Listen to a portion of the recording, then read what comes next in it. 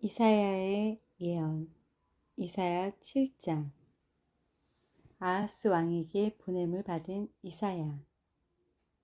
우시아의 손자이며 요담의 아들인 아하스가 유다를 통치할 당시 시리아의 르스 왕과 르말랴의 아들인 이스라엘의 베가 왕이 예루살렘을 공격하였으나 그 성을 함락시킬 수가 없었다.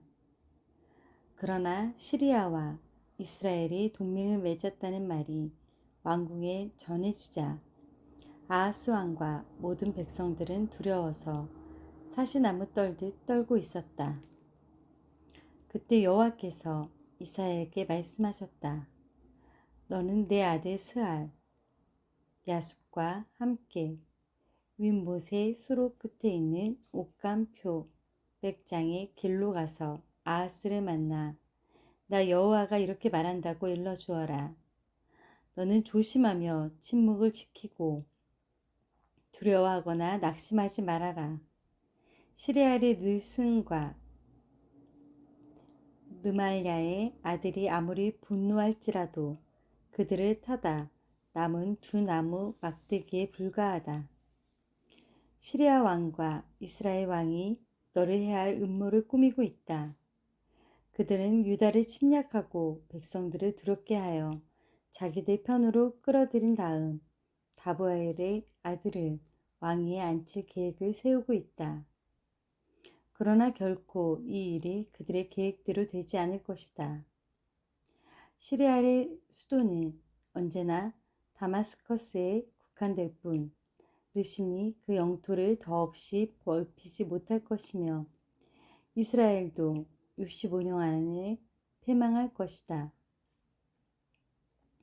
이스라엘의 수도는 언제나 사마리아에 국한되고 베가의 왕권도 더 이상 신장되지 않을 것이다. 만일 내가 내 말을 믿지 않으면 너도 오래가지 못할 것이다. 임마누엘의 표적. 여호와께서 다시 아하스에게 말씀하셨다. 만일 내가 내 말을 확인하고 싶으면 표적을 구하라. 하늘에 있는 것이나 땅에 있는 것이나 무엇이든지 좋다. 그러나 아하스는 아닙니다. 나는 주를 시험하지 않겠습니다 하고 대답하였다. 그때 이사야가 이렇게 말하였다. 다윗의 후손들아 들어라. 너희가 사람을 괴롭히는 것도 부족하여 이제는 하나님의 인내를 시험하려 하느냐. 그러므로 여호와께서 직접 너희에게 표적을 주실 것이다. 처녀가 임신하여 아들을 낳을 것이며 그의 이름을 임마누엘이라 부를 것이다. 이 아이가 선악을 분별하게 될 때 버터와 꿀을 먹일 것이며 그가 선악을 분별하기 전에 너희가 두려워하는 두 왕의 땅이 황폐해질 것이다. 그러나 이스라엘이 유다로부터 분리된 이후 지금까지 겪어보지 못한 가장 무서운 재난을 여호와께서 너에게 내리실 것이니 그것은 아사리아 왕이 너희를 침략하는 일이다. 그때 여호와께서는 멀리서 파리 때와 같은 이집트 군대와 벌 때와 같은 아사리아 군을 부르실 것이다.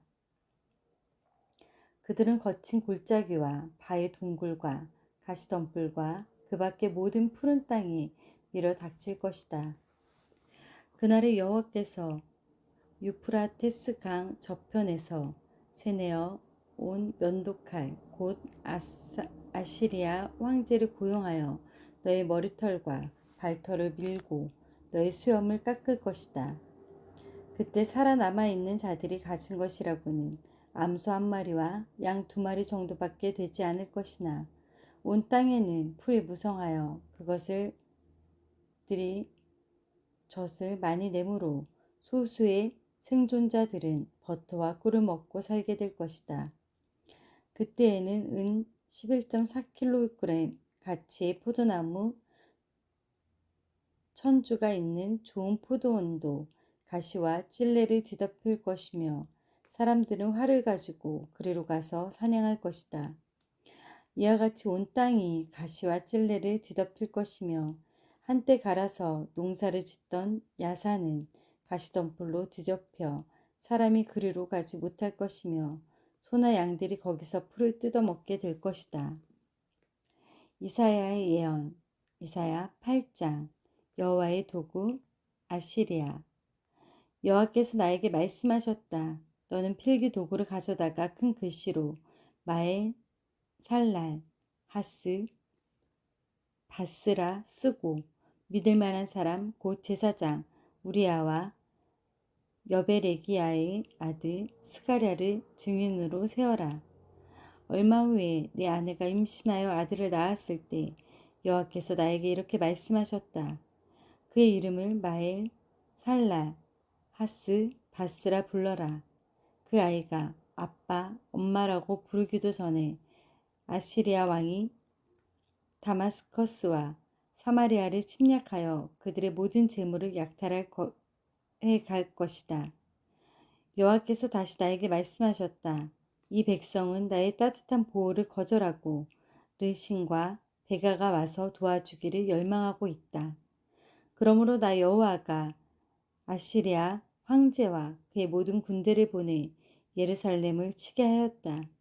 그들은 유프라테스 강의 홍수처럼 밀어닥쳐 유다 전역에 완전히 휩쓸려 버릴 것이다. 그러나 임마누엘의 하나님이 우리와 함께 하신다. 그의 편 날개가 이 땅을 보호할 것이다. 너희 민족들아 전쟁으로 소란을 피울 때면 피워봐라. 반드시 망하고 말 것이다. 너희 먼 나라들아 들어라. 너희가 아무리 전쟁 준비를 해도 패망할 것이다. 너희가 아무리 궁리하고 전략을 세워도 성공하지 못할 것이다. 하나님이 우리와 함께 하신다. 하나님을 두려워하라는 경고. 여호와께서는 그 어떤 경우에도 이 백성의 길을 따르지 말라고 강력하게 경고하시며 나에게 이렇게 말씀하셨다. 너는 이 백성의 책략에 가담하지 말고 그들이 무서워하는 것을 두려워하지 말아라. 전능한 나 여호와만이 내가 참으로 두려워해야 할 거룩한 자임을 알고 너는 아무것도 두려워하지 말아라. 나는 성소와 같은 것이지만 이스라엘과 유다에게는 걸려 넘어지게 하는 돌과 발가 될 것이며 예루살렘 주민들에게는 함정과 덫이 될 것이다. 그래서 많은 사람들이 나 때문에 걸려 넘어지고 쓰러지며 부러질 것이요 덫을 걸릴 것이다. 내 제자들아 너희는 하나님이 나에게 주신 말씀을 소중히 간직하라. 이제 여호와께서 자기 백성을 외면하셨으나 나는 그를 나의 유일한 희망으로 삼고 신뢰하겠다. 나와 여호와께서 나에게 주신 자녀들을 보라. 우리는 시온산에 계시는 전능하신 여호와의 계획을 이 백성에게 보여주는 표적과 상징이 되었다. 그러나 사람들은 너희에게 속삭이며 중얼거리는 영매와 마법사에게 가서 물어보라고 말할 것이다. 너희는 그들의 말을 듣지 말아라. 어째서 하나님에게 물어보지 않고 산자를 위하여 죽은 자에게 물어야 하겠느냐. 너희는 하나님의 말씀에 귀를 기울이고 영매나 마법사가 하는 말을 듣지 말아라. 그들의 말에는 진리의 빛이 없다. 그들은 고통과 굶주림 속에서 이리저리 방황할 것이며 그들이 굶어 죽을 때까지 격분하여 하늘을 쳐다보고 자기들의 왕이신 하나님을 저주할 것이다. 그들이 땅을 굽어보아도 고통과 절망과 흑암밖에 없을 것이니 그들이 흑암 속으로 끌려 들어갈 수밖에 없을 것이다. 이는 하나님의 말씀입니다. 아멘.